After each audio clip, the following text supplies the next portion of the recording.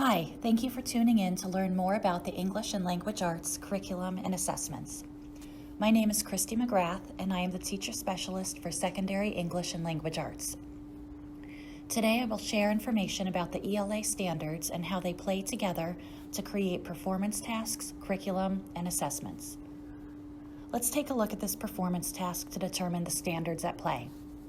It reads, read The Gift of the Magi by O. Henry to determine the theme and how it is developed over the course of the text by analyzing its relationship to the characters' interactions and values. Let's deconstruct this task to determine the standards at play.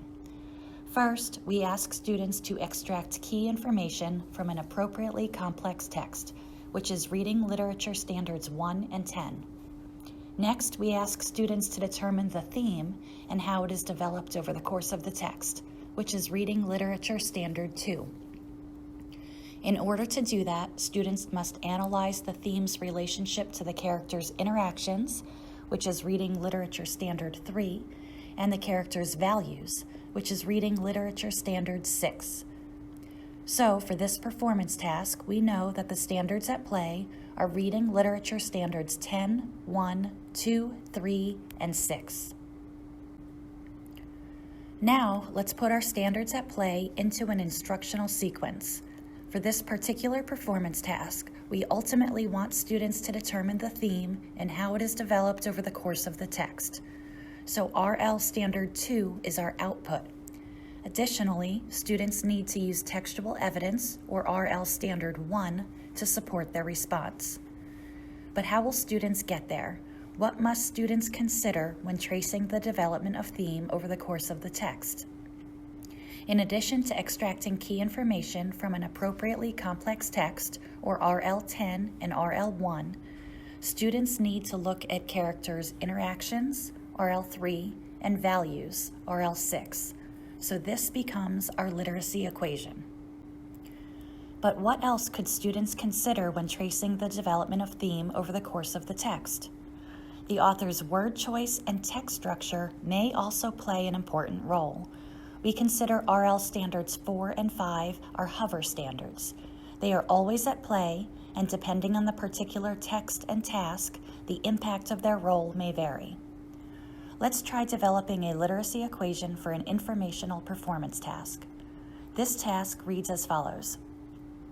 Read The Digital Parent Trap and explain how Eliana Doctorman builds an argument to persuade her audience that there are benefits to early exposure to technology by analyzing the craft and structure of how the author strengthens the logic and persuasiveness of her argument.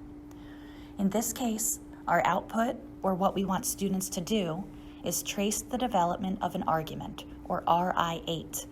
As always, students need to use textual evidence, or RI1, to support their response. Reread the performance task to determine how students should trace the development of the argument. In this case, by analyzing the author's purpose, or RI6, the author's craft and structure, or RI5, and the central idea, or RI2. For this particular text and task, because it plays such a heavy role, RI5 moves up into the literacy equation. RI4, or the author's word choice, remains a hover standard. To be able to construct and deconstruct performance tasks, teachers must have a deep understanding of the standards. We also believe that students should have a deep understanding of the standards. When students are familiar with the standards, they have a better understanding of expectations, they have a common language to use with one another, they gain confidence with academic language, and they are better equipped to make connections among standards. For more information about teaching the standards to students, visit the ELA ALP page on Curriculum Now. Now let's take a look at how this thinking was applied to our ELA curriculum. Our ELA curriculum is broken down into 8 cycles of learning, and each cycle focuses on a different literacy equation. Our cycles rotate between literary in yellow and informational in blue. Our cycles are constructed such that they help build student thinking throughout the course. Let's zoom in and take a close look at Cycle 1. As you can see, Cycle 1 is literary in nature. It moves from analytical reading and writing on the left-hand side to source-based writing on the right side. First, for the analytical reading and writing, students will focus on analyzing how characters respond and analyzing point of view and purpose. Each of these topics has a literacy equation, and the output of the literacy equations aligns with the topic of the literacy equation. For this cycle, after students analyze how characters respond and analyze point of view and purpose, they will move into narrative writing, in which they will focus on how their own characters respond as well as on their own point of view and purpose. For each grade level and for each cycle, a cycle overview is provided. Today, we will take a look at the Grade 9 Cycle 1 overview, but all cycles and grade levels are structured the same way. The cycle overview always starts with a reminder of what is to be accomplished during the cycle. There are also links to Tier 1 reading and writing supports embedded within. This cycle starts with analyzing how characters respond. The literacy equation is provided, as well as 2 potential texts that work well for these standards at play. In this case, the Censors is a recommended text. A list of Tier 1 and Tier 2 supports for this text have been provided. Then, a set of text-based, standards-based questions have been provided, as well as a potential performance task, which is shaded in gray on the right-hand side. These sets of questions are a guide for what teachers should teach, but not how they should teach. Underneath the Censors, another text, Harrison Bergeron, has been recommended for these standards at play. Again, Tier 1 and Tier 2 supports have been provided, as well as text-based, standards-based questions and a potential performance task. For the Analyzing How Characters Respond literacy equation, 2 texts, the Censors and Harrison Bergeron, have been recommended. Teachers must decide if students will read one of these texts or both of them. Perhaps students can choose between the 2. Or perhaps, if students can show a level of understanding after just one, they do not need to complete the other. These are all decisions that a teacher must make based on the needs of their students. Remember that analyzing how characters respond is just the first of 2 literacy equations in Cycle 1. Next, students must analyze point of view and purpose. Students could return to a text that they already read in this cycle, or they can read a new text. On the cycle overview, 2 new texts are recommended for this literacy equation. In this case, The Prisoner Who Wore Glasses and The Lottery. For each, a set of Tier 1 and 2 supports have been provided, as well as text-based, standards-based questions and a potential performance task. Here you can see the resources for The Prisoner Who Wore Glasses, and here you can see the resources for The Lottery. Once again, the teacher must make decisions about how to teach with a focus on the standards at play, as well as which text to use with students. Now that we have discussed the analytical reading and writing that students will do during Cycle 1, let's talk about the source-based writing that they will do. In this cycle, students are asked to write a narrative.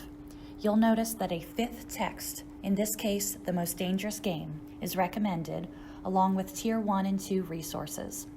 By this point, we expect students to be reading with more independence, so instead of providing text-based, standards-based questions, we provide, on the left-hand side, guidance for students to annotate the text with a focus on the same standards that we have focused on throughout the cycle.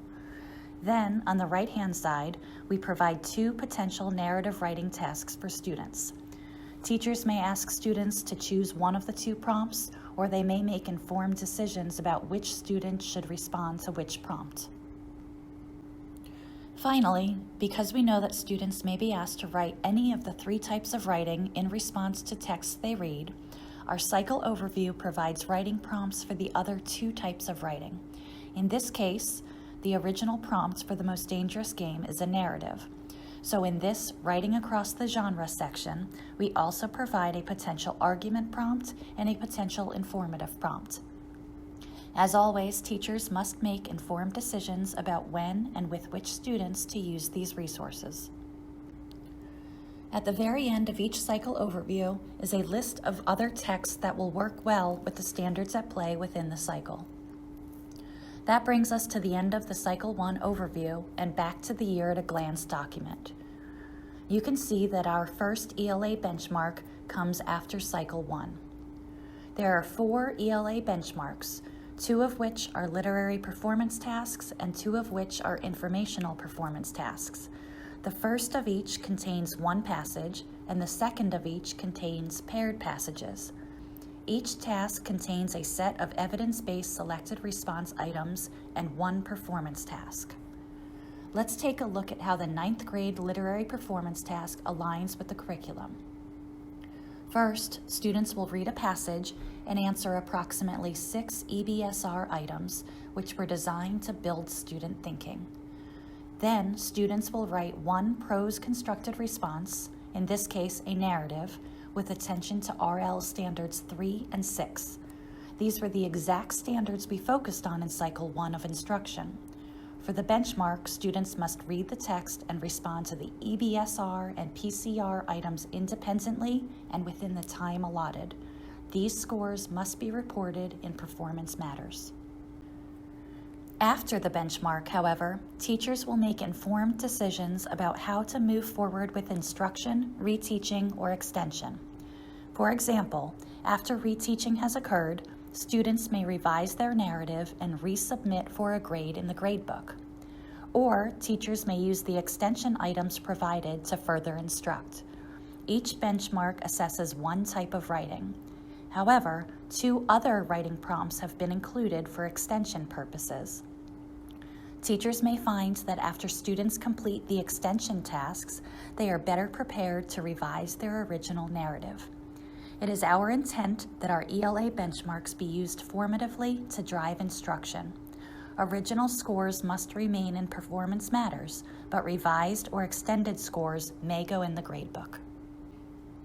We hope you can see how carefully aligned our ELA curriculum and assessments are. After Cycle 1 in the benchmark, students would move on to Cycle 2, which focuses on a new set of standards at play, and then the second benchmark will provide data for the learning that occurred during Cycle 2. And the year continues in the same way. Thank you for spending some time today learning how the ELA standards, curriculum, and assessments have been aligned to better meet the needs of our students and teachers. Please let us know if you have any questions about the information presented today.